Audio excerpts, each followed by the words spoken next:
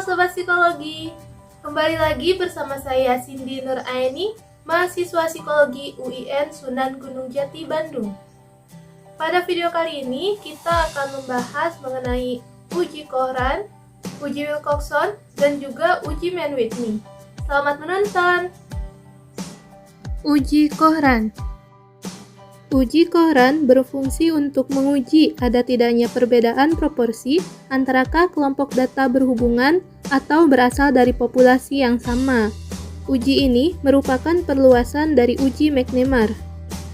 Datanya berskala ukur nominal dikotomi atau berlawanan seperti sukses dan gagal, hidup mati, menang kalah, dan lain-lain. Ini adalah statistik uji dari uji Cochran.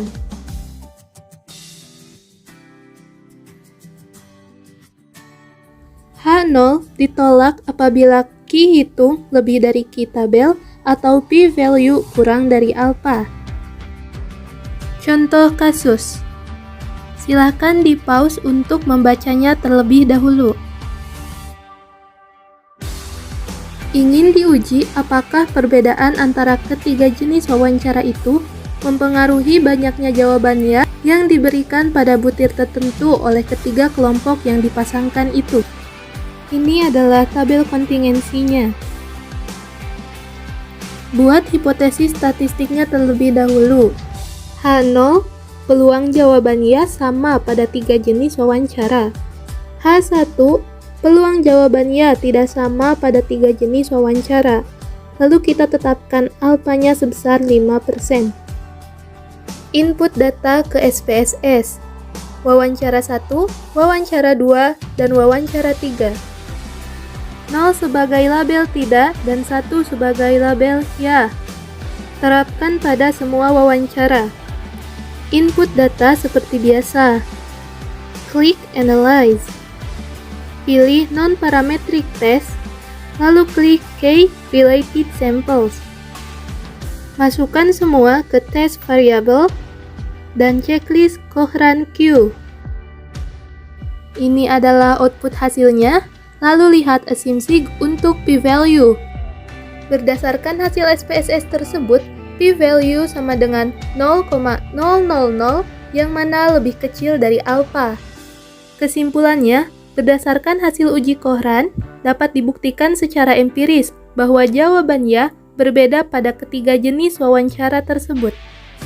Uji Wilcoxon.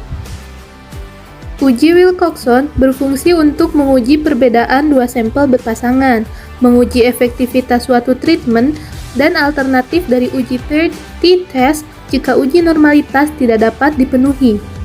Spesifikasinya, data observasi berskala ukur sekurang-kurangnya interval, asal populasi sama, dan memperhatikan arah perbedaan dan nilai relatif perbedaan dari dua keadaan atau perlakuan. Statistik uji untuk N yang kurang dari 25.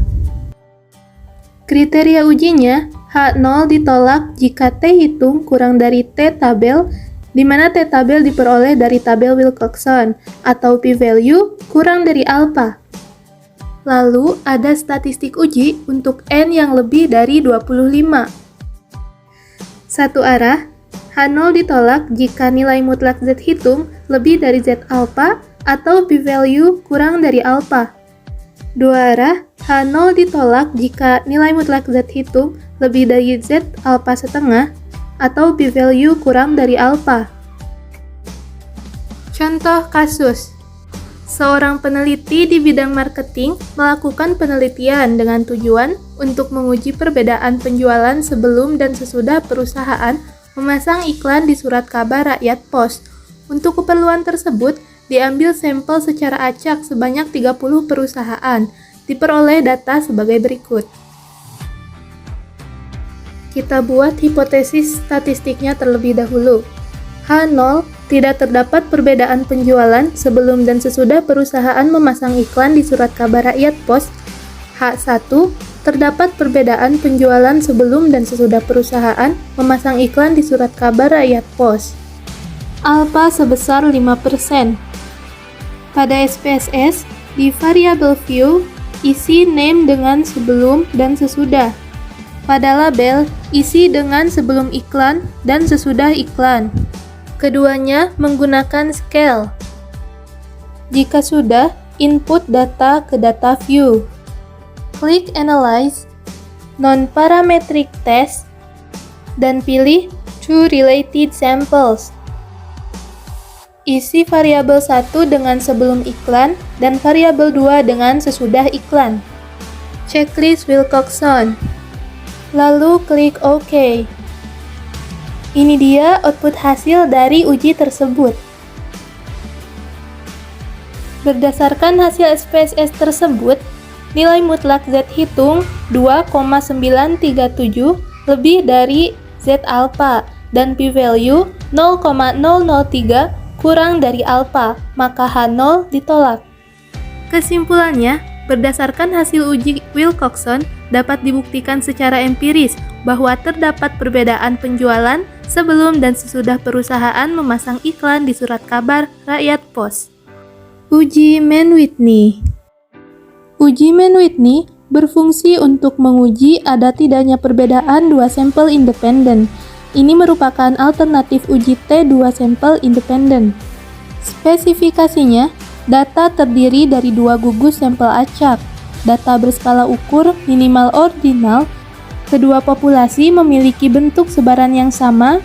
Fungsi sebaran dari kedua populasi hanya berbeda pada mean.